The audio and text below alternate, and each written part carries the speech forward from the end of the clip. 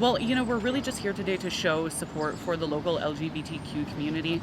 I think it's really important that people know that there are voices in this community that are inclusive and supportive, and that's why we're here. Right. Just to agree to disagree. What is that? You don't need to attack each other. I mean, there's no point to go out on a prowl and say, oh, geez, we don't agree, so we're going to come, And like I said, all we did was just send an email asking for it to cancel the event. It wasn't derogatory or anything, and at the end, we said we'll pray for you. There were some emails being sent around that were directed at harassing another local business owner for support in the community. And to me, it seemed to portray the message that that person was speaking for our entire community here. And I think that that's unrealistic, and that's clearly not the case. So I felt like it was an important time to come out and say, hey, there are other people here that voices like that are not speaking for, and we need to acknowledge that. It's valid and it's important. I mean, you go through and you can read the email. It was not pointed at any person or group. So I feel like this is really important because we live in such an area where it seems like a lot of the voices that get heard are ones of a certain value set.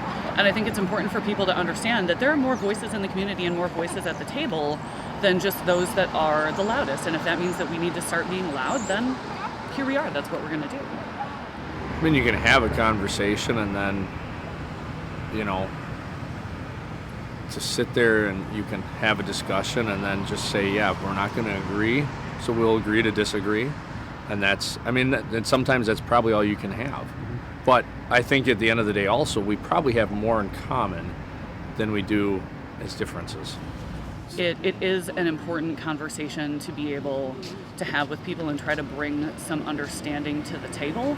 But exactly where that table is going to be and where that's going to happen, I think is still what is uncertain about the situation. I think that there's a lot that needs to be said and a lot that needs to be hashed out, and I think that can be done in a logical, peaceful, kind, thoughtful manner. And I'm definitely ready to sit down and do that. It would just be a matter of how we make that happen, and that's next steps going forward. Yeah, and I had emailed people, letting them know this was happening, and I'm like, I do not want you showing up and, counter-protesting on the premises. I want everything to be peaceful, and I don't want any confrontation. If you want to support us, come inside and support us, or stay at home praying. That's what I told people. I'm not about this is not trying to be detrimental to anybody. And I just truly believe at the end of the day, we're Americans. That's what America was founded on, was diversity. And agree to disagree, just because we have different points of view doesn't mean that's hate. I just really want people to understand that it is not a matter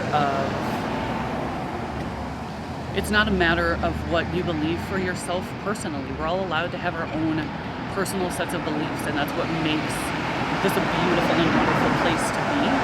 But we also need to leave room for other people to do the same thing, and I think that's something that we're losing sight of, and that's a really important part of the puzzle that makes what we have here work, and we can't lose sight of that.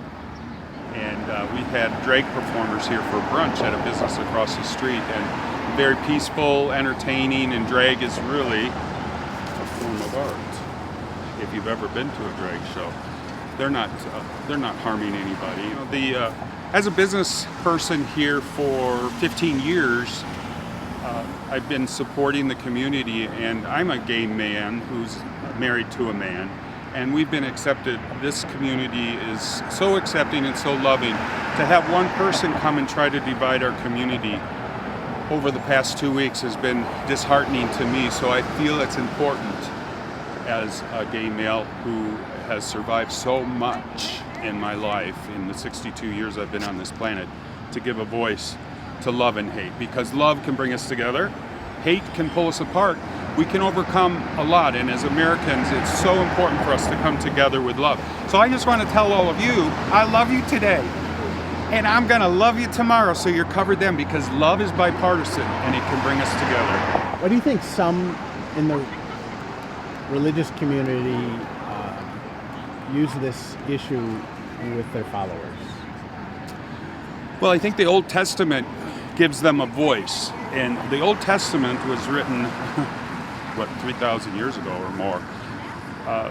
It says, "Thou shalt not sleep with another man," because the punishment is death. Well, the next paragraph underneath that in Leviticus is, "Thou shalt not eat shellfish, the punishment is death."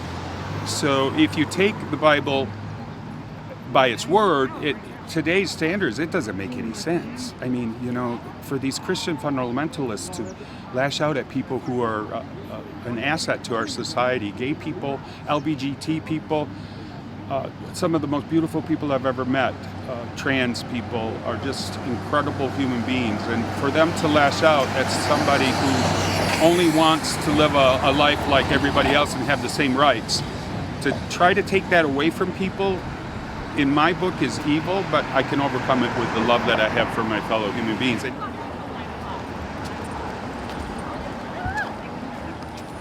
We're here to support our community, which is the LGBTQIA+ community, and just show that we're here and love is love and kindness is more important than hate.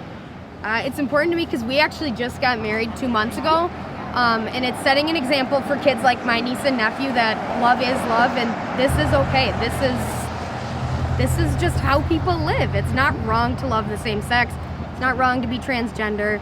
Express yourself. If that means drag, do it. Have fun. Live your life. Live it to your fullest, but don't let someone judge you. It's okay to be you.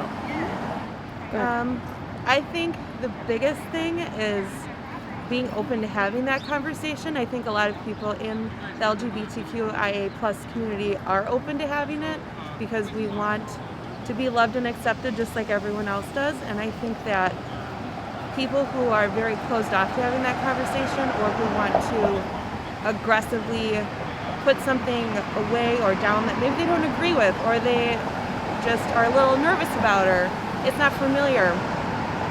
And I think having a community behind you that supports you when you have that affect you so close to home, it's huge. And that's why we're here today, to show that support.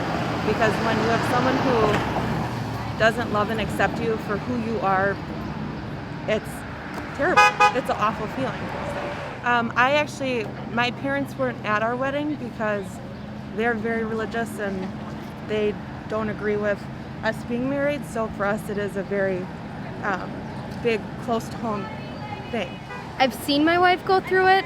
Her parents, like she said, weren't at our wedding. This is something that we experience every day in our life, is having religion, something that was taught, affect how we were born. And religion is always an interpretation. The Bible is an interpretation. And so seeing this firsthand every day, seeing the way it affects her, the way it affects our relationship, we had to be here today because we are on the other side of that. This is what we experience. And it's hard and it hurts and it's horrible to live that. So to know that they did it to an entire community is really hard to see. And it's just, we all need to band together so we can have these conversations and we can normalize it, because the only way this is going to be normal is if we're okay talking about it. Just like how being straight is normal, because you have the conversation. It's just a part of life. So the more we are out about it, the more we talk about it, the more okay and the more normal it will be. So we just have to have the conversation, hard or not, we just have to have it. Yeah.